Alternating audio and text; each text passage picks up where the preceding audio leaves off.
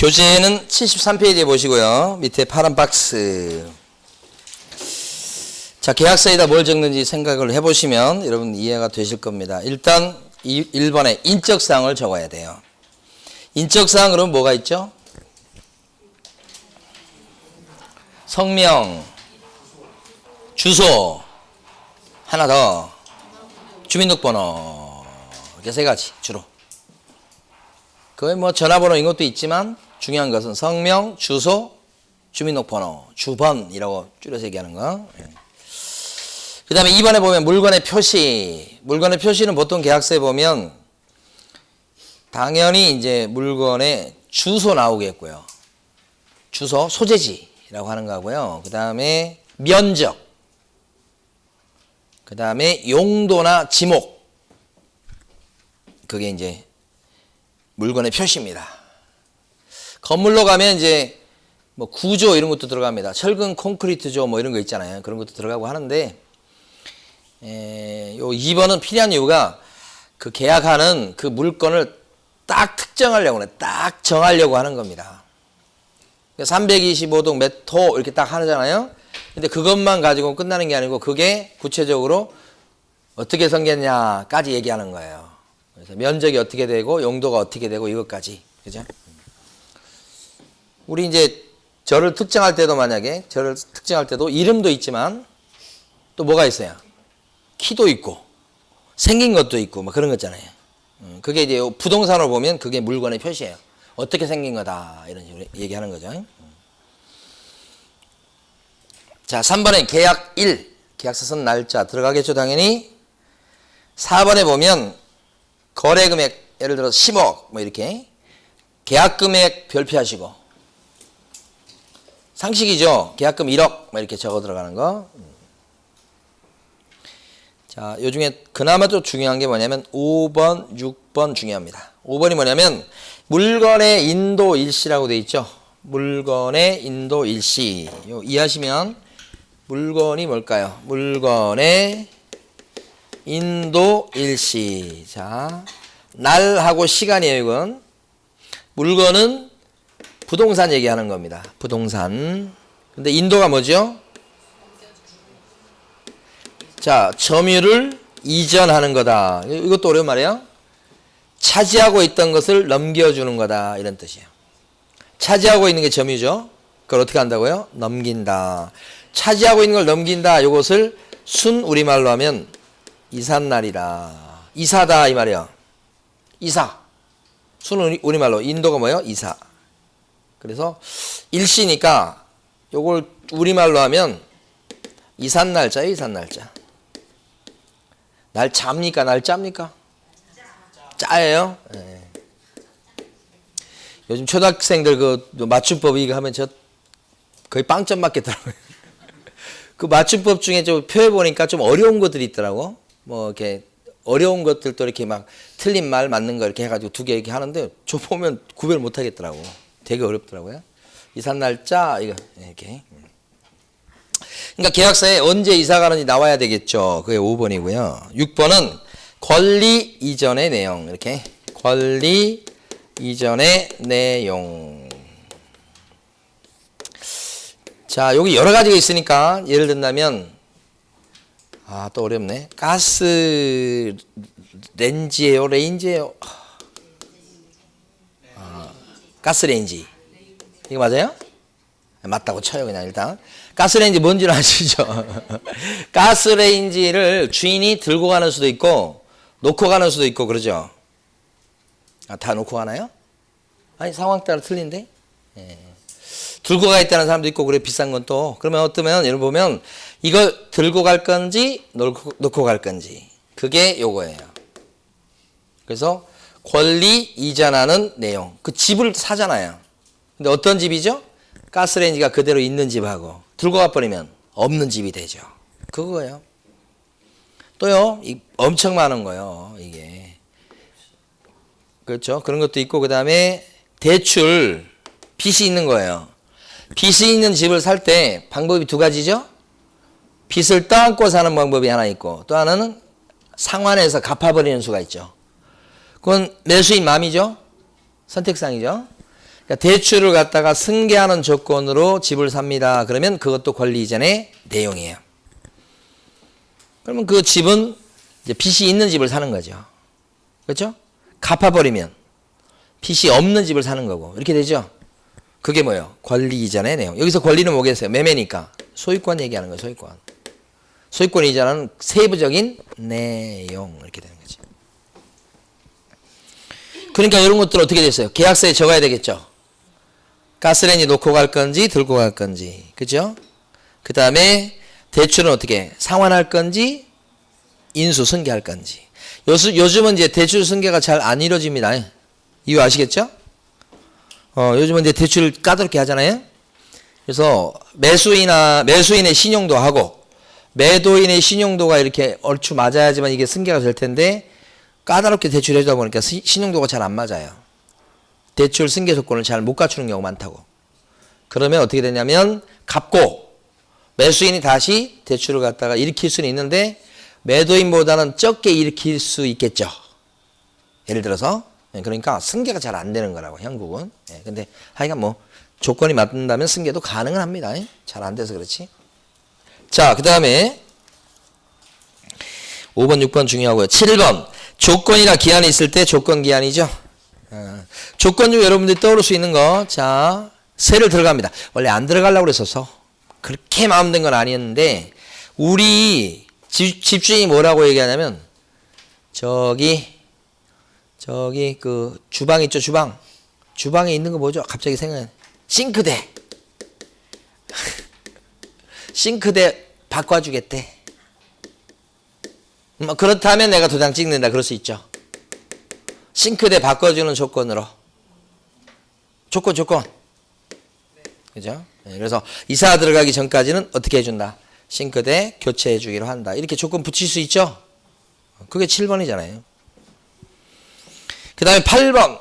실제 시험에 제일 중요한 건 8번이에요. 확인설명서 뭐요? 교부일자. 준 날짜. 확인설명서는 아까 언제 주게 돼 있어요? 확인설명서를 작성해서 주는데 줄 때는 양쪽에 아까 확인설명서 양쪽에 다 주죠? 언제 줘요? 계약서 썼을 때 주죠. 계약서랑 같이 주죠? 그 얘기예요. 그래서 확인설명서 교부일자를 어디에 쓰시라? 계약서에. 확인설명서 준 날짜를 어디에 쓰시라? 계약서에 써주라. 이렇게. 8번이 제일 시험이 잘 나옵니다. 그 다음에 9번은 뭐 기타 약정입니다. 9번은 넘어가죠. 되겠고요. 자, 그러면 계약서를 갖다 작성했습니다. 작성했으면 이거 언제나 따라붙는 게 뭐예요? 서명 및 날인. 서명 및 날인 누가 해야 될까요? 똑같은 건데 지금 작성한 사람이요. 작성한 사람이 누구예요? 그러니까 개공이요. 개공이 법인이라면 대표자가, 분사무소라면 책임자가 하는 거지. 근데 소공은 작성할 의무는 없다지만 해줄 수 있죠. 소공이 작성했다면 서명 및 날인을 누가 해야 되죠? 소공도 같이 합니다. 아까 확인설명서에 서명 및 날인과 한 글자도 안 틀립니다. 원리가 똑같기 때문에 그렇습니다. 그래서 교재 보면 74페이지 제일 위에 가로 4번에 동그라미 1번이 4줄이잖아요. 밑줄 그어 드시는데 요게 방금 전에 설명드린 내용이에요. 그럼 작성 끝났죠? 서명 날인까지 끝났죠? 그 다음에 어떻게 합니까? 교부하고 주고요. 그 다음에 보존하죠? 자, 여기서 누구한테 요 매매계약서 같은 거 줄까요? 매매계약서는 매도인한테도 주고 매수인한테도 주고 양쪽에 다 주죠? 이렇게. 근데 여기서 매매계약서 써줄 때 같이 주게 돼 있는 게 있다고요. 같이 주게 돼 있는 거 뭘까요? 같이 주게 돼 있는 거, 같이 주는 거 두 개가 있는데 부동산 사무실에서 매매계약서 써서 전세계약서 써줄 때 같이 껴주게 되는 게 두 가지가 있다. 뭘까요? 하나가 확인설명서죠. 아까 확인설명서는 언제 쓴다고 그랬습니까? 한 건 했을 때. 그때 확인설명서랑 계약서를 같이 주는 거예요. 또 같이 주는 거 하나 더 있는데 중요한데 실무적으로 보면 사무실에 걸려있는 공제증서 있죠? 액자송에 넣어지는 거 공제증서 그 복사 떠서 주는 거예요. 근데 공제증서를 교부한다고 같이 공제증서 복사본이에요. 근데 보증보험에 드는 수도 있잖아요. 보험에 또 가입하는 수도 있거든. 그때는 보증보험 증서 복사본 이렇게 되는 거예요. 그러니까 반드시 이것만 주는 건 아니고 이것하고 똑같은 서류를 줄 수 있죠. 보험 증서 복사본 이렇게 줄 수 있어요. 그래서 이 두 가지를 같이 줍니다. 이렇게. 자, 그러면 공제증서를 주게 돼 있으니까 사실 사무실에다가 우리 게시하는 거 그때 배웠었던 것 같은데 걸어둘 때 자격증 걸어두고요. 또요. 등록증 걸어두고요. 또요. 공제증서 걸어두고요. 그죠? 있잖아요. 요거. 그 다음에 요율표 걸어두고 이렇게 했었잖아요. 요율표. 그쵸? 걸어둔다고 돼 있었잖아요. 그럼 여기다 액자 속에 넣어서 공제증서를 넣어줄 때, 넣기 전에 어떻게 해야 돼요? 복사해 놔야 돼. 몇 잔 정도? 많이 한 1년에 한 1000건쯤 쓸 거니까 1000장 정도 1000장 정도 복사를 딱 해서 목표치잖아. 그게 1000장. 한 1년에 1000장 쓰면 못 쓰나? 자, 제가 볼 때는 좀 목표는 조금 높게 잡는 게 좋아요. 혹시 달성을 못 할지라도 조금 높게 잡는 게 자기의 또 원동력이 될 수 있잖아요. 네. 자, 그렇습니다. 그러면 자, 교부하고 그다음 마지막에 하나 더 남아야 돼. 보존이죠, 보존. 보존 나왔죠, 이제. 몇 년간 계약서 보존할 것 같아요? 몇 년간? 5년입니다. 계약서가 더 중요한 서류예요? 확인 설명서가 더 중요한 서류예요? 아까 확인 설명서 몇 년? 3년. 계약서는 몇 년? 5년 이렇게 되죠. 그죠? 5년입니다. 그 밑에 한번 읽어봅니다. 동그라미 2번. 개업 공인중개사는 중개 대상물에 대해서 중개가 완성된 때에는 대통령령이 정하는 바에 따라 계약서를 작성해서 당사자에게 교부하고 중개 완성됐을 때 준다는 얘기입니다. 계약서. 대통령령이 정하는 기간 동안 원본을 보존하든지 아니면 사본을 보존하든지 아니면 전자문서를 보존하시라. 몇 년간? 5년. 시험에 잘 나옵니다. 계약서는 5년입니다. 여기 기억하시고. 자, 이제 손해배상 책임으로 넘어가 보도록 할게요. 손해배상 책임.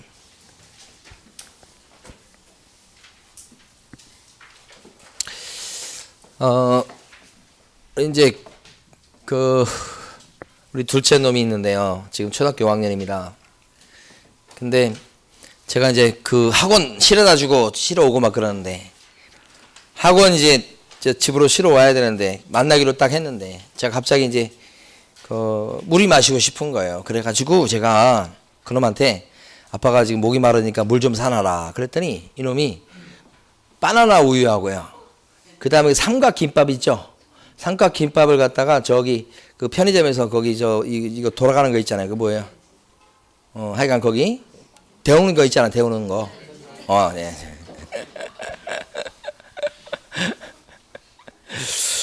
저도 옛날에 안 그랬어요. 근데 지금은 쉬운 말이 오히려 더 생각이 잘 안 나요. 전자레인지에 딱 돌려갖고 따뜻한 걸 가져왔더라고. 너무 고맙잖아요. 네.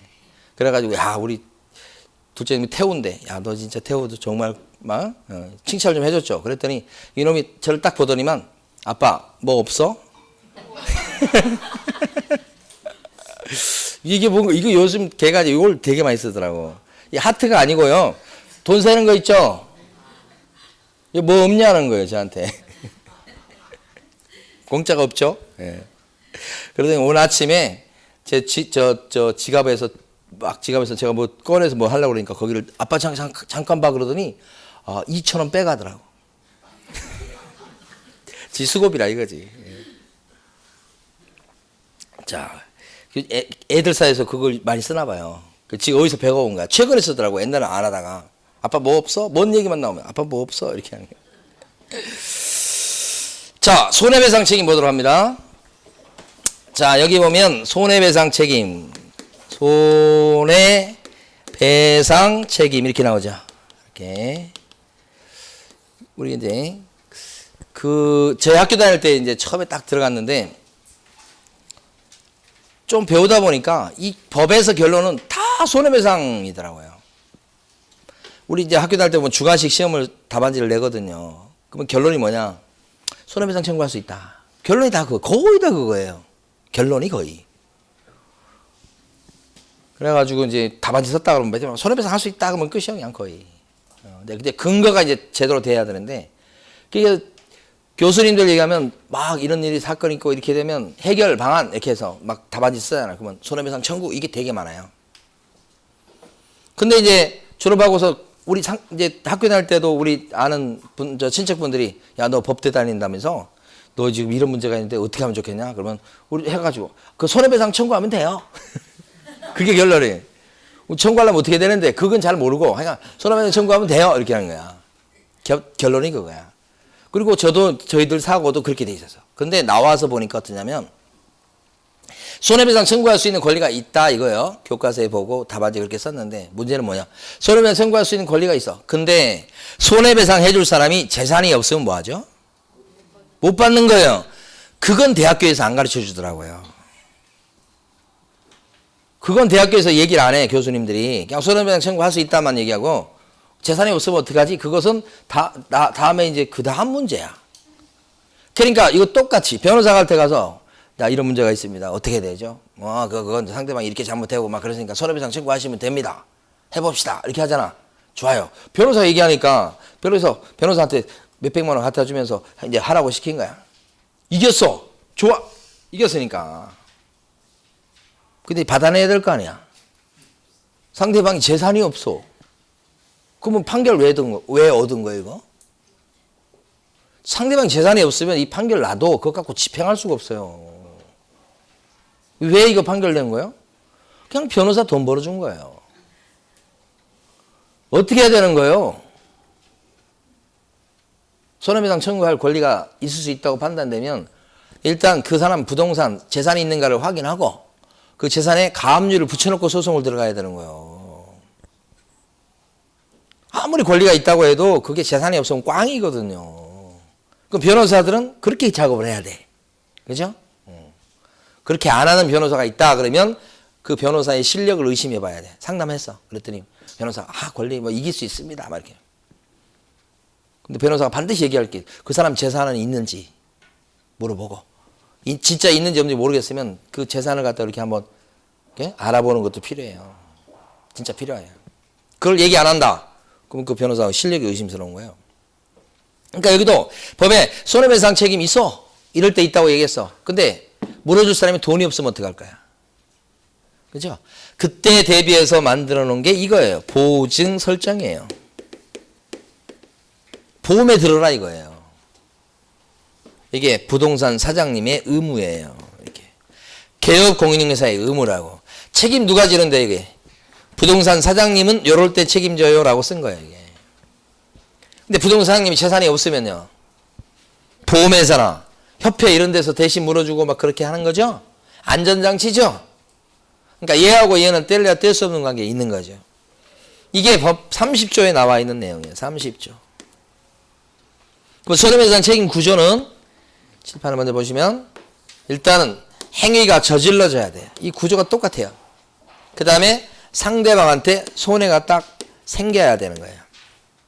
그리고 손해가 요 행위 때문에 발생했어야 된다고. 그러면 요 손해 입은 사람은 요 저지른 사람한테 물어내라고 할 수 있다. 이런 얘기예요. 이 물어달라고 청구하는 것이 바로 저 얘기예요. 줄이면 손해배상 청구라고 그런 거죠. 물어내라 청구하는 거지. 이렇게. 그럼 법에서는 요 행위를 저지른 사람이 부동산 사장님인 거예요. 여기서는. 이 조문에서는 여기 피해자는 누굴 것 같아요? 부동산 사무실에 온 손님이죠? 거래 누구예요? 당사자. 손님. 당사자. 이렇게 돼요. 근데 법에서는 부동산 사장님이 어떤 행위를 했을 때 물어주라고 돼 있느냐 이거지. 법에 딱 정해져 있어요. 사장님 보고 물어주라고 돼 있는 경우는 행위가 두 가지입니다. 하나는 소개하다가 잘못 소개한 겁니다. 중개행위. 요거에 소개하면서 잘못 소개했다 이거예요. 중개행위 이렇게 하는 거지. 어떤 게 있어요? 자, 어떤 사람이 전세방 얻으러 왔어요. 근데 그 전세방 얻어줄 그 집이 빚이 이미 많이 대출이 있으면 되겠어요, 안 되겠어요? 위험하잖아. 그쵸? 그런데 이 소개하면서 그 대출빚이 많은 집인데도 불구하고 그거 그냥 확인도 안 하고 신경도 안 쓰고 그냥 전세방 얻어준 거야. 그러면 잘못 소개했죠? 그 물건에 대해서 대출빚이 얼마 있는가 설명하라고 확인 설명해주게 아까 법이 돼 있었죠? 그걸 위반한 거죠? 아까 설명할 때 저당권 설명하라고 돼 있잖아요. 그 설명을 잘못한 거죠? 그래서 요 사람이 들어간 지 얼마 안 돼가지고 그 집이 경매 확 넘어가가지고 보증금 중에서 절반은 날려먹었어. 누구 책임이에요? 소개한 부동산 사장님 책임이 크죠? 근데 그 중에 이제 일부는 그 의뢰인 손님의 책임도 있어요. 없다는 건 아니에요. 여기가 크다, 더. 물어달라고 할 수 있다는 얘기죠. 이게 잘못 소개한 거죠, 이렇게. 여기서 잘못했다는 것은 알면서도 일부러 숨겼다든지 아니면 알아봐야 될 내용인데 이 사람이 깜빡해서 알아보지 않았다든지 그래서 일부러 그랬든 실수로 그랬든 간에 잘못이 있는 거죠. 위에는. 그 책임지는 거예요. 그래서 금전적인 손실을 입혔다 그랬을 때는 책임지시오 이렇게 돼 있는 거지. 그런데 부동산 사장님이 책임지게 되어 있는 행위가 하나 더 있어요. 그 행위가 뭐냐면 자 사무소를 제공한 행위다 이렇게 얘기합니다. 이게 뭐냐면 이런 경우는 많지는 않은데 부동산 사장님이 A예요. A의 사무실에 가면 이 사람 A의 사무실입니다. 증이 걸려 있겠죠. 아까 걸어두는 거 4가지 있었죠. 그 중에 자격증 그 다음에 등록증이 있죠. 자 누구 거 걸어놓습니까? 당연히 A 걸 걸어놓고 A가 영업할 거죠. 원래 그렇죠. 그런데 A가 자기가 직접 사무실을 운영하지 않고 C한테 사무실을 빌려줍니다. C한테 사무실을 맡겨가지고 운영합니다. A가 운영 안 하고 A는 사실 뭔데요? 개공인데 사장님인데 그랬을 때 C가 물건 소개하고 다 해. 이 사람은 지금 일 안 해요. C가 다 해. 근데 C가 누구한테 피해 준 거예요? B한테 잘못해서 이렇게 피해를 준 거예요. 응? 그러니까 요 B라는 사람이 또 세입자인데 여기서 빚을 제대로 확인 안 해준 거야. 빚. 그럼 여기가 또 손해 입었잖아. 그럼 이 사람 입장에서는 누구한테 배상 청구하는 게 정상이에요? 배상 청구 누구한테 쳐들어가더라? 사실은 여기한테 쳐들어가야 되는 거죠. 그죠? C한테. 여기서 잘못했잖아요. 사실은. 이렇게 쳐들어가야 되는데 이 사람들은 보통 이렇게 사고 치면 어떻게 해요? 재빨리 도망간다. 그죠? 이게 잡아야 되거든요. 도망가 버려. 근데 도망간 거 잡았어. 잡아도 중요한 것은 재산이 별로 없다. 이렇게 되잖아. 그러니까 이쪽에서 손해배상 받는 게 어렵죠. 그것을 나라에서도 다 알고 있어요. 그래서 어떻게 하냐면 요 사장님은 요 직접 사고 친 건 아니죠. 돌아서 사고 친 거죠. 그렇지만 사무실을 맡겠다는 점이 있으니 그죠? 여기 쳐들어갈 수 있도록 인정한 게 두 번째예요. 그러면 A는 직접적으로 여기 B한테 잘못한 것은 없어요. 직접적으로 잘못한 건 없습니다. 이건 없는데 요게 잘못된 거죠. 맡긴 거, 빌려준 거. 그것 때문에 책임지시오 무조건 이렇게 되는 거예요. 그게 두 번째 거죠. 그래서 이제 앞으로 여러분들은 이걸 사무소 제공 책임이다 하고 위에 것을 중개인이 책임이다 라고 해서 두 가지를 구별하시는데 대부분 위에가 많겠죠. 여기는 조금밖에 안 되고 위에예요. 자, 근데 여기까지 설명드렸습니다만 지금 아직까지 지금 빨간색이 등장하지 않았죠. 그러니까 지금부터 중요한 거예요. 빨간색이 딱 나오면 긴장하셔야 돼. 자, 뭐가 있냐면 자 원룸이 있습니다. 원룸 방이 한 열 몇 개가 있습니다. 다가구 원룸이에요. 근데 다가구 원룸을 갖다가 세를 놓을 건데 부동산 사장님이 세를 다 놔줬어요. 그죠? 근데 그 부동산 사장님이 그 원룸 주인하고 친해요. 그러니까 막 김치 담그고 그러면 갖다 주고 이런 사이야. 그 동네에서.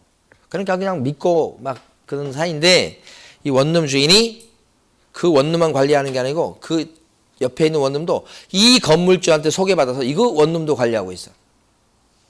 원룸 보통 월세니까. 이렇게 했는데 이 부동산 사장님이 갑자기 뭐예요? 큰 뜻을 품으셨어. 내가 이렇게 여기서 계속 부동산만 할 게 아니다. 나도 한번 인생을 고쳐보자.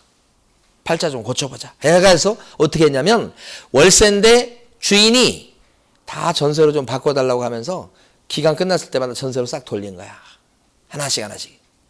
전세로 돌리니까 월세 들어가는 것은 그 돈에서 뭐예요? 주인 통장으로 집어넣어주고 전세로 하다 보니까 전세 보증금이 막 쌓이죠. 그래서 원룸이 하나, 둘, 셋, 네 개 막 이렇게 관리하니까 한 40억 가까이가 된 거야. 쌓인 게. 그래서 이 부동산님이 어떻게 됐지, 이제. 그치, 도망갔지, 이제. 예, 도망갈 생각한 거지. 중국으로 도망가 버렸어. 그럼 부동산님은 지금 어떻게 했어요, 지금? 그 세입자들한테 사기쳤죠? 월세인데 뭐요? 주인이 전세로 해달래요. 사기쳤잖아. 사기 아니에요? 사기해가지고 누가 손해를 본 거야? 세입자가 손해본 거야. 세입자가. 주인이 손해본 거 아니에요. 이런 뉴스가 간혹 나오죠. 그러잖아요. 뭐 얼마 전에는 또 어떤 지역에서 뭐 자매가 또 이렇게 해가지고 또 날라먹고 그랬잖아요. 그거 사기잖아, 어떻게 보면은. 그러면 요 부동산 사장님이 그렇게 사기를 쳤다면 책임지는 거 맞죠? 그럼 책임지려면 이 사람, 요 부동산 사장님의 행위는 요거 아니면 여기 들어가야 되겠죠? 요거 아니면 요거. 요거는 아니잖아, 절대. 빌려준 건 아니니까. 그러면 이건 어디에 들어가야 돼? 여기에 들어가야 돼. 들어갑니다. 책임집니다. 책임지게 만들어 놓으니까 어떤 일이 벌어지냐면 혹시 사장님한테 재산이 없다고 해도 보증 설정을 해놓게 돼 있으니까 협회 이런 데 가서 돈을 받을 수 있다 이 말이에요. 응? 그렇게 구조를 만들어 놓은 거지. 그럼 얘가 여기 들어가려면 속마음을 가지고 판단하면 요 사장님은 사기칠 생각으로 한 거죠, 지금. 전세로 돌려달래 이렇게 얘기하는 것은 사기칠 생각이죠. 중개활동할 의사가 있어요, 없어요? 의사가 없잖아. 그러니까 속마음을 가지고 판단을 딱 해보면, 판단할 때 판단 기준을 딱 볼 때 속마음 가지고 판단해버리면 이때는 여기 못 들어가요. 왜요? 사기칠 생각으로 했기 때문에 중개행위라고 볼 수 없잖아. 그런데 겉으로 판단하면 어떻게 돼요? 겉으로 판단하면 사장님이, 부동산 사장님이 그 세입자들한테 전세로 좀 해달래요 이렇게 하는 것은 뭘로 보여요? 중개활동하는 것처럼 보이잖아요. 것처럼. 그러면 개업공인인계사 이런 사기친 것도 어디에 들어갈 수 있다? 겉으로 판단하면 중개행위에 들어갈 수가 있다 이렇게 보는 거야. 그러니까 판례는 이거 중개행위요 아니요 판단할 때 속마음을 뒤집어 가지고 판단할까요? 아니면 겉으로 딱 보고 판단할까요? 겉으로 보고 판단한다는 겁니다. 판례 입장은. 그러다 보면 사기친 것도 어디에 들어갈 수 있다? 그죠?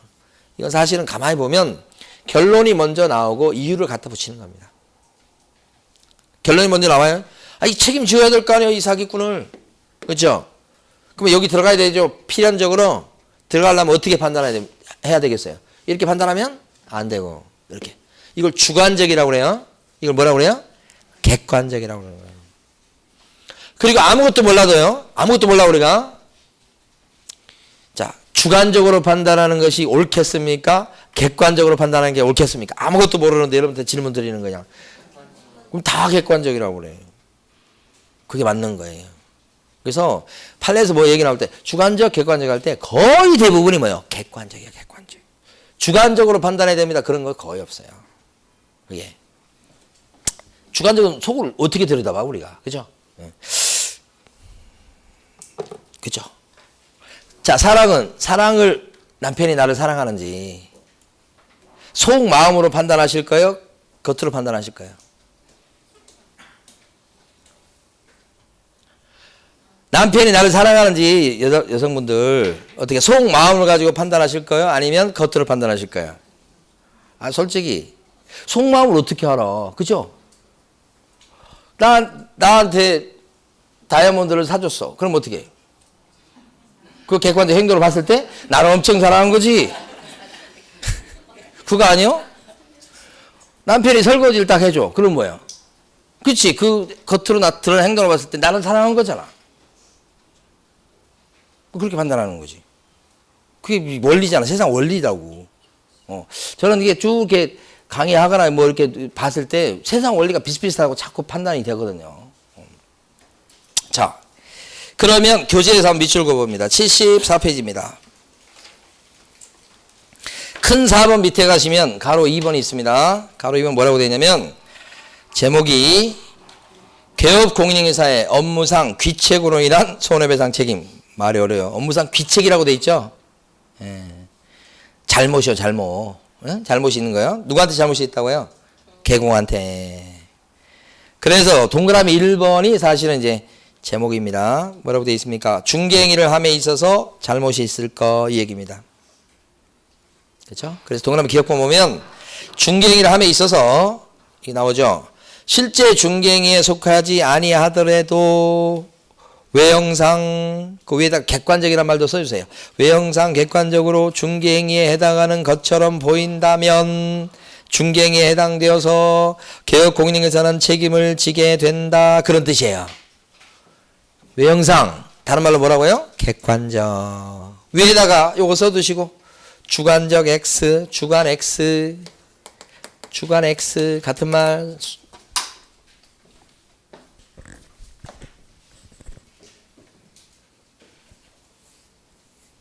자, 그 다음에 밑에 가시면 가로 3번이 제목이 뭐 어떻게 달려있냐면 보세요. 중개사무소에 뭐요? 제공으로 인한 손해배상 책임이라고 돼 있죠. 가로 3번에. 그죠? 이게 밑에 겁니다. 이걸 뭐라고 부른다고요? 사무소 제공 책임이다. 이렇게 불러요. 이때 중요한 특징. 사무실을 갖다 제공했다. 그런 건 있는데 그 개업공인중개사 A가 자, 손님 B한테 직접적으로 잘못한 게 있나요? 없죠? 그래서 이때는 뭐가 없어요? 고의과실이 없더라. 요거 써두시고. 가로 3번. 중개사무소 제공으로 인한 손해배상 책임에서는 절대 고의과실 얘기가 안 나오죠. 고의 X, 과실 X. 이 위에 아래 두 가지의 차이점을 구별하는 게 대단히 중요합니다. 늘상 출제거리입니다. 요거. 두 가지로 나뉘는 것부터 아셔야 되고 중개행위 책임은 고의과실이 있고 사무소 제공 책임은 고의과실이 없고 이거 아셔야 되는 거예요. 자, 그 다음에 오른쪽에 이제 갈 텐데 그 전에 아까 이거 했었죠. 손해배상 책임을 질 때 대비해서 보증 설정해 두어라 이렇게 돼 있죠. 자, 우연히 제도 이제 보면 이렇게 피해자들을 갖다가 상담을 많이 하게 됩니다. 사장님 쪽도 상담하지만 있죠. 그럼 이제 피해가 있다 그러면 아까 말씀드린 대로 손해배상을 받을 수 있는 재산이 있는가 한번 이렇게 알아보잖아요. 사장님들 희한하게 사장님들이 재산이 없어요. 그 왜 그런지 몰라요. 일을 잘 못하나 봐. 돈을 잘 못 버나 봐. 근데 그 아내나 자식들은 재산이 다 있더라고. 근데 사장님은 막상 재산이 없어. 그 이유는 모르겠어요. 왜 그런지. 가난하게 살아요. 그러니까 이게 필요하거든요. 보증 설정. 근데 여기도 한계가 있긴 있죠. 물론. 자, 그러면 먼저 보시면 보증 설정을 보험이라고 생각하시면 돼. 언제까지 설정해야 될까? 중요합니다. 언제까지 하신다? 빨간색 나왔습니다. 또 출동 빨간색. 언제까지요? 업무를 개시하기 전까지입니다. 업무 개시 전까지 보험에 드러나라 이런 뜻입니다. 업무 개시 전. 자, 맨날 시험에 나오는 겁니다. 중개사무실을 갖다가 개설 등록해서 오픈하기 전까지 보증 설정해야 됩니다. 이렇게 나오면 맞아요, 틀려요? 개설 등록 전이면 틀린 얘기요. 보증 설정 언제 하죠? 언제부터? 등록한 이후부터입니다. 그러니까 등록하기 전에 미리 보증 설정하라 이렇게 되어 있지는 않아요. 오픈하고 그 다음에 영업을 실제 하기 전까지 설정해라 이렇게 하는 거예요. 어차피 업무를 개시해야 사고 칠 거죠. 업무 개시해야지 뭐 사고 내든지 말든지 할 거 아닙니까. 그러니까 그 전까지만 하면 돼요. 근데 오픈 전이니까 그렇죠. 그러면 이 말은 다시 얘기하면 중개사무실을 오픈하려면 미리 보증 설정을 해두어야 합니까? 중개사무실을 오픈하려면 미리 보증 설정을 해두어야 하냐고요. 등록하려면. 아니죠. 등록하기 전에 그때 미리 보증 설정할 필요 없는데 언제까지만 하면 돼요? 업무 개시 전. 그죠? 또 그래 봐야 되겠네. 여기 등록이요. 여기 업무 개시요. 그죠? 여기가 등록 신청이라고요. 그러면 보증 설정을 언제 하는 거예요? 등록 전. 요때 보증 설정하는 게 아니고 언제 한다고? 등록되고 나서 영업을 개시하기 전. 요 사이에 뭐 한다고요? 보증 설정한다고요. 그렇죠? 이게 업무 개시 전. 그러니까 하얗게 해야 되겠네. 여기는 뭐예요? 여기도 등록되고 나서 하니까 여기도 하얗게. 이거 크게 신경 쓰지 마시고 요때 한다는 거예요. 한번 계시죠? 중요하다고요. 그 다음에 보증 설정하는 금액 같은 거 봅니다. 금액을 보니까 이것도 시험에 가끔 나오는데 여러분들 같은 경우는 여러분 언제나 공인중개사인 개공이라고 생각하시고 얼마 이상? 1억 이상. 법인일 때는 얼마 이상요? 법인일 때는 얼마 이상? 2억 이상. 덩치 크잖아요. 법인은 2억 이상. 그런데 법인은 우리 공부했던 것 같은데 특이점이 뭐냐? 지점을 낼 수 있죠. 지점. 법인의 지점을 뭐라고 불러요? 분사무소. 근데 분사무소가 이렇게 차려지면 분사무소는 어떻게 하죠? 분사무소 나름대로 또 영업한다고요? 분사무소 나름대로 독자적으로. 그쵸? 영업한다고. 그죠? 예. 자, 근데 그러다 보면 분사무소에서 사고 칠 수 있기 때문에 분사무소가 늘면 어떻게 돼요? 사고 위험성이 올라가죠? 그래서 분사무소가 이렇게 하나씩 추가로 넣을 때마다 분사무소 하나당 1억 이상 추가하도록 돼 있어요. 요거. 그러면 만약에 법인이 분사무소를 4개 거느리고 있다 그러면 4개 거느리고 있는 분사무소, 4개 거느리고 있는 이 법인은 보증 설정을 최소 얼마 이상 해야 되겠다? 4억 이상 그러면 안 된다고. 왜요? 요 분사무소만 치면 4억이지만 주된 사무소 이쪽이 얼마 이상? 합쳐야 되는 겁니다. 그럼 얼마 이상? 6억 이상. 그죠? 한 시험에 3번 정도 남았던 내용입니다. 분사무소. 그 다음에 금액과 관련해서 지역농협이라고 있습니다. 지역농협. 그죠? 지역농협은 요거 뭐 하는 데죠? 주로 이제 금융 서비스를 많이 제공합니다. 솔직히. 근데 지역농협에서 농지 같은 거 어떻게 해줄 수 있어요? 농지를 중개해줄 수 있지. 근데 지역농협에 1년 가봐도 전국적으로 봐도 자 농지 중개 건수가 많지를 않아요. 거의 잘 안 합니다. 법상 하게 돼 있긴 한데.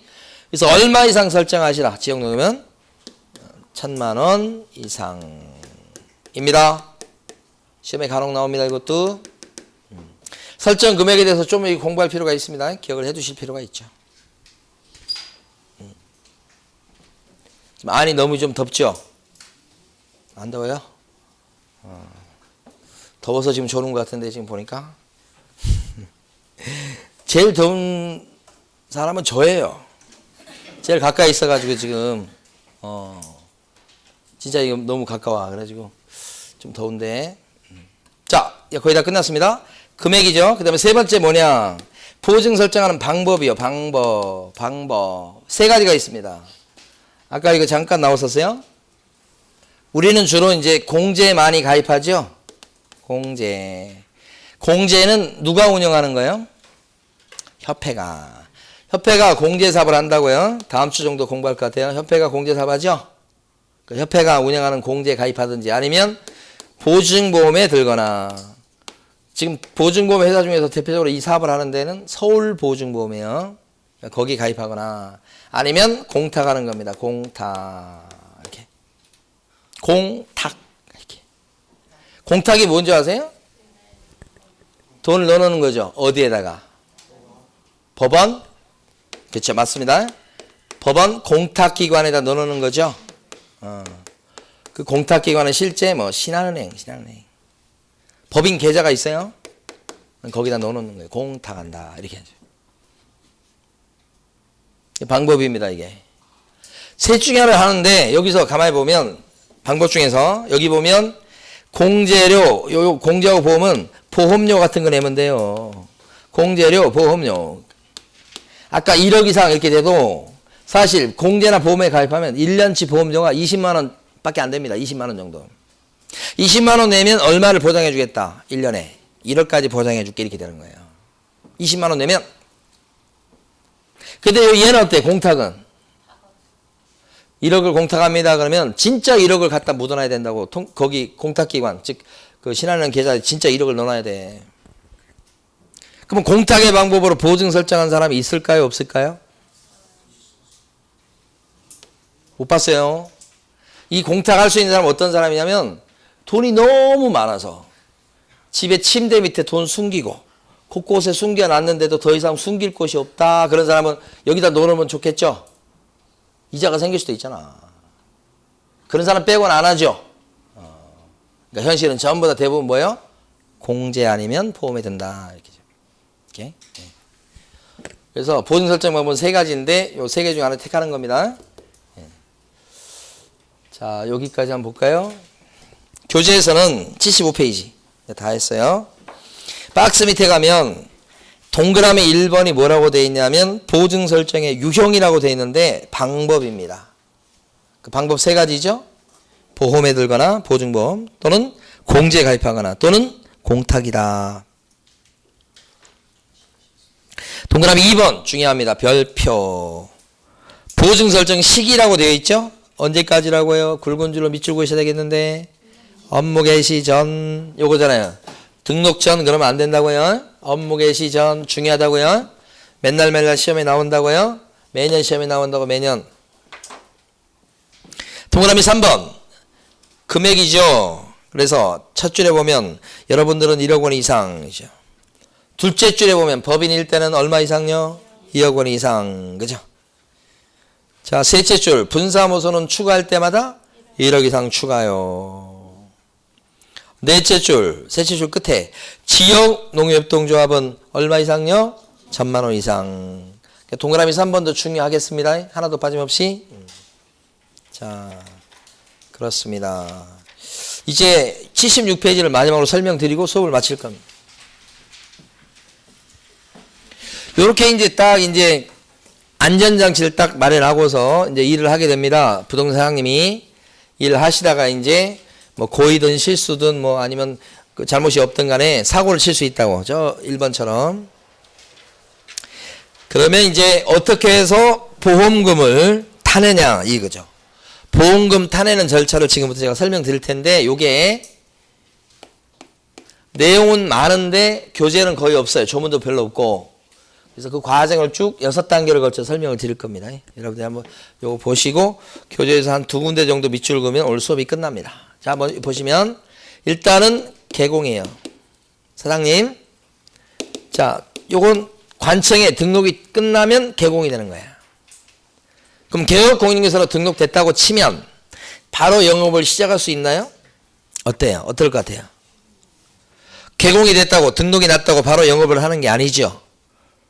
아까 요 그림 그랬었는데 등록되고서 업무 개시 전까지 할 게 있는데 보증 설정이죠. 그죠? 아까 등록 신청 이렇게 했었고 여기 등록. 그죠? 등록되고 업무 개시 전까지 해야 되는 게 뭐예요? 이거지. 그래서 이 사장님은 업무 개시 전까지 뭐 하게 돼 있다? 보증 설정. 자, 보증 설정하는 방법이 몇 가지게요? 보증보험, 공제, 공탁. 일단 방법은 세 가지. 그러면 보증기관이 딱 탄생한다. 언제까지 보증 설정해야 되는가? 업무를 개시하기 전 이렇게 되죠. 그래 놓고 이제 일하다 보니까 사고를 친다고. 사고 쳤습니다. 이렇게 됩니다. 자, 1번 사고 쳤네요. 이렇게. 근데 요때 이제 개공 A 말고 손님인 B는 이제 피해를 입을 수 있죠. 거래 당사자라고 볼 수 있죠. 어떤 피해냐? 재산상의 손해. 그러면 재산상 손해 입은 거에 대해서 어떻게 할 거예요? 이제 사장님 보고 물어내라고 난리치겠죠. 물어내라고 청구하는 게 뭐예요? 손해배상 청구 요거잖아요. 요 내용을 공부한 게 제일 앞에요. 제일 앞에. 그랬을 때 사장님은 어떤 행위를 했을 때 배상 청구를 당하고 책임지게 돼 있어요. 지금 어떤 행위를 하면 두 가지죠. 하나는 뭐예요? 소개하다가 잘못 소개했을 때 하고 또 하나는 사무실을 빌려줬다가 빌려서 하는 사람이 사고 냈을 때 하고 두 가지죠. 이렇게 아까 했던 거잖아요. 여기. 차이점 위에는 고유과실이 있고 여기는 고유과실이 없고 그런 게 있었잖아요. 그러면 여러분들이 사고 당한 사람이라고 보면 어떻게 해요? 개공한테 가서 사장님한테 물어내라고 막 청구하겠죠. 그럼 사장님은 물어준대요? 안 물어준대요? 대부분 못 물어준다, 배짜라 이렇게 나오는 경우 많죠. 근데 사실은 배상 청구할 때 착한 또 사장님 같은 경우는 물어주겠다, 잘못을 인정하면서, 그쵸? 시끄럽게 하지 말자 그렇게 나올 수 있지. 그때 어떻게 해요? 합의 보죠, 합의. 얼마 물어줄 테니까 조용히 합시다. 이렇게 할 수 있죠. 그럼 재판 안 가도 되는 거야? 근데 이 합의가 안 될 수 있죠. 배째라고 나오죠. 합의가 안 되죠. 그럼 어떻게 해야 돼? 재판 가야 됩니다. 재판 갑니다. 재판 갔을 때 이제 둘이 싸우는 거지. 재판 가서 판사 앞에서. 근데 여기도 두 가지. 재판하는데 하다 보니까 이게 쉽지 않거든요. 재판이. 그러니까 중간에 판사가 이제 또 얘기합니다. 뭐 이렇게 된 것 같은데 조금씩 양보하셔가지고 요 정도의 합의 보시면 어떻게 했냐고 화해를 판사가 권유합니다. 아니면 판사가 뭐예요? 자, 이게 이렇게 됐는데 이런 점이 있으니까 조정해서 이 정도로 좀 끝냅시다. 라고 판사가 중간에서 막 중간에 끝내려고 판사가 안달이요. 대부분 그래요. 이게 안 되면 어떻게 됩니까? 판사는 끝끝내 가면 밤새워서 판결문 써야 됩니다. 뭐 쓴다기보다는 베끼는 거예요. 베끼는데 막 상황이 다 틀리잖아요. 그러니까 거기에 맞춰서 써야 되니까 밤샌다고요. 그러니까 이거 이제 중간에 이제 둘이 좀 양보해서 이렇게 중간에 끝나는 거 되게 선호해요. 판사들은. 중간에 끝나면 어떻게 돼요? 이거 안 써도 되죠? 그때 이제 판사 앞에서 딱 조서를 써가지고 이렇게 하기로 한다 쓰면, 그죠? 이게 끝까지 안 갑니다, 이제. 이걸 선호한다고? 근데 이렇게 해서 이렇게 조정을 해보자고 조정안을 딱 내세워서 불러가지고 했더니만 한 사람은 자기는 절대 그렇게 못한대. 자기가 무조건 다 받아야 되겠대. 그러면 그런 사람을 보고 있는 판사가 그 사람이 예뻐 보일까요? 안 예뻐 보일 거야. 그럼 판결문 쓸 때 어떻게 쓰겠어? 그 사람한테. 그렇지? 똑같은 거라면 불리하게 쓸 가능성이 있겠죠? 판사도 사람이고 검사도 사람이고 다 사람입니다. 다 사람이요. 판사가 막 정말 공정하게만 할 것 같습니까? 아닙니다. 진짜로. 우리 동기놈도 얘기 들어보니까 예? 자기가 이제 뭣도 모르고 변호사 하는 놈이요. 가서 수원에 있어서 사건인데 자기가 들어갔어. 들어갔는데 거기 재판장이 대학 선배라는 거야. 우리 선배였대. 근데 그 모르고 들어갔던 거야. 되게 잘해줬다는데? 원하는 대로 판결 다 내줬다는데? 공정한 겁니까? 훌륭한 선배이긴 해도 공정하진 않잖아. 이게 인간 세상인 거예요. 그러니까 어쩔 때는 막 감정적으로 막 한 거에 대해서 막 그렇게 하는데 사실은 다 우리가 그렇잖아요. 우리가 그렇잖아요. 분명히 이 사람이 잘못했어요. 그죠? 제가 잘못했어, 솔직히. 잘못해가지고 가서 아이고 죄송하다고 이렇게 하고 그러면 어때요? 화가 나다가도 또 잘못했다고 하니까 좀 넘어가기도 하고 그렇잖아요. 최근에 지금 경험한 거예요, 저도. 그래서 사람 관계에서는 잘못했다고 그러면 거기다 대놓고 뭐 이렇게 하기 힘들잖아, 이게. 인과응인 거야. 인과응이 더 우선이잖아. 예. 그러니까 저는 지금 우리 큰도한테 맨날 하는 소리가 야, 공부가 중요한 게 아니고 인간관계가 더 중요하다. 제가 살아보니까 그렇더라고요. 이거보다 선거하려면 공부 잘하고 그러면 다른 사람이 시샘하고 별로 좋은 건 없다. 똑똑하고 그런 건 좋긴 한데 이거보다 뭐가 더 중요하다. 이게 더 중요하다. 라고 제가 얘기를 막 해도 들은 채도 안 합니다. 아직 모르는 거죠. 세상을 몰라서 그러는 거죠. 예? 공부만 한 건 아닌데 공부를 잘하려고 노력은 하죠. 노력을 하는데 능력이 안 따라줘요. 능력이 안 따라준 것을 옛날에는 이제 인정을 자기 스스로 못 하다가 이제 중학교 가니까 살살 인정하는 쪽으로 가더라고.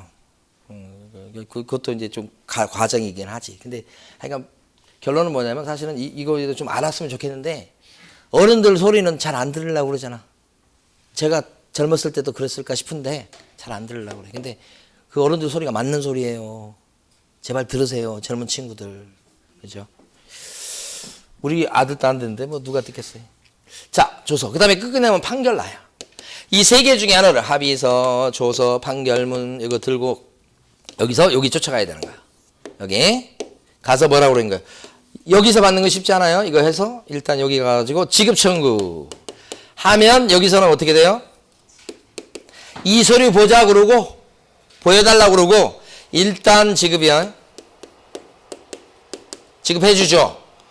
일단이란 말이 무섭지 않습니까? 일단 지급, 일단 줘, 돈을. 그 다음에 2단 어떻게 하는 거야, 이제? 주고 나서 주는 순간에 이 관계가 쪽나요. 없어져 버려요, 이 관계가 일단. 해소가 되고, 이 사람은 어떻게 돼요? 죽어서. 이 사람한테 어떻게 해요? 구상권이라는 걸 행사해서 돈을 다시 청구해서 받아낸다. 이 청구한 돈은 이 준 돈이 예를 들어서 1억을 줬다 그러면 1억을 다 청구할 수도 있겠지만 1억이 다 안 되는 경우가 대부분이에요.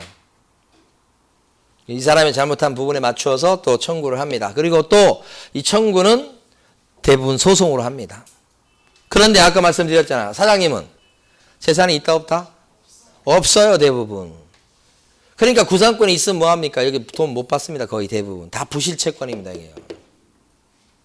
실제로 받기는 어려워요. 근데 이론은 뭐예요? 행사할 수 있다, 이렇게 하는 거지. 이론은 받아낼 수 있다, 그죠? 돈이 있으면 받을 수 있겠죠? 잘 없을걸, 하여간. 그 다음에 개혁공인계사는 그럼에도 불구하고, 이게 이제 중요한 거 나왔어요. 그럼에도 불구하고, 자, 구상권 행사하니까 돈 갚았어, 이제. 그럼에도 불구하고 이 사람이 쓰러지지 않고 다시 중개업을 하고 싶다. 그럼 뭐예요? 제기하고 싶어. 그럼 어떻게 한다고? 다시 보증보험에 들거나 공제 가입해야 된다고. 여기 중요한 거 나왔어요? 언제까지? 언제까지죠? 바로 요 손해배상금이 지급된 요 시점부터, 이거 없어졌죠? 그때부터 15일 이내에 재설정하도록 되어 있습니다.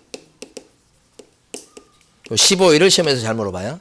지금까지 쭉 설명드렸는데 요 보험회사나 협회 가서 돈 타내려면 요거 들고 와야 됩니다. 합의서, 조서, 각종 조서, 판결문 들고 와서 청구한다. 일단 주되 돌아서서 뭐예요? 구상권 행사한다. 이거면 잘 안 나오고 시험에서는. 어디가 나와요? 이거? 그리고 나서 제기하려면 재설정을 해야 된다. 언제까지? 15일 내에. 자, 근데 요거 하나 더 봐요. 뭐가 있냐면 보통 보증금이나 이거 지워버렸네. 보증보험이나 공제는 가입기간이 보통 1년짜리입니다. 이렇게 1년짜리 보험료 한 20만 원 된다는 얘기예요. 근데 이 사람이 여기까지 지금 사고 안 냈어요. 아무 일이 없어요. 1년짜리 가입했어요. 1월 1일부터 12월 31일까지요. 근데 이 사람이 어떻게 하냐면 계속 중개업을 하고 싶어요. 사고 안 쳤잖아 지금. 근데 보험 기간은 어떻게? 끝났죠 지금. 끝나가죠 지금.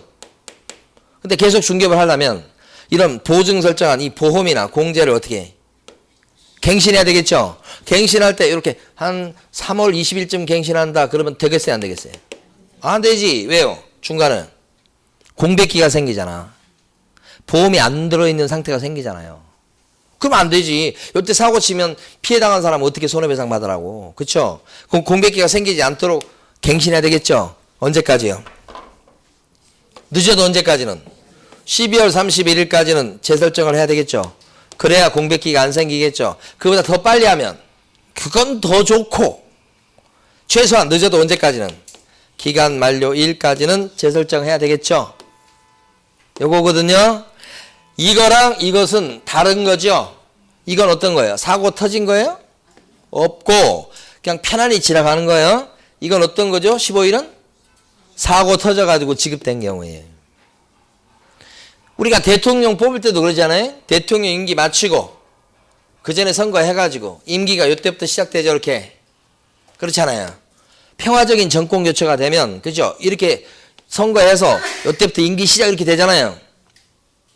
탄핵이 되면 어떻게 됩니까? 이쪽이 탄핵이 이게 돼버리면 중간에 끊겨버리잖아요. 그럼 탄핵되고 나서 그 다음에 대통령 선거에서 대통령 뽑아서 임기가 시작되는 거죠. 이렇게 공백기가 생기죠. 어쩔 수 없이 공백기가 길면 안 되겠죠. 아무래도 이걸 며칠 이내 하라고 15일 내에 하라고. 그렇죠? 사후적으로 하는 겁니다. 자, 밑줄 긋고 수업을 마치겠습니다. 교재 보시면 우리 교재 76페이지요. 가로 5번에 동그라미 2번입니다. 기간 만료로 인한 재설정이라고 나와 있죠.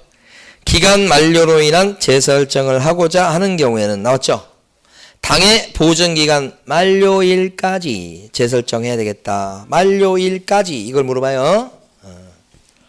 반면에 가로 6번에 동그라미 2번 가십니다. 가로 6번에 동그라미 2번 가시면 개업공인중개사가 보증보험금, 공제금 또는 공탁금으로 손해배상을 한 때에는 나왔죠.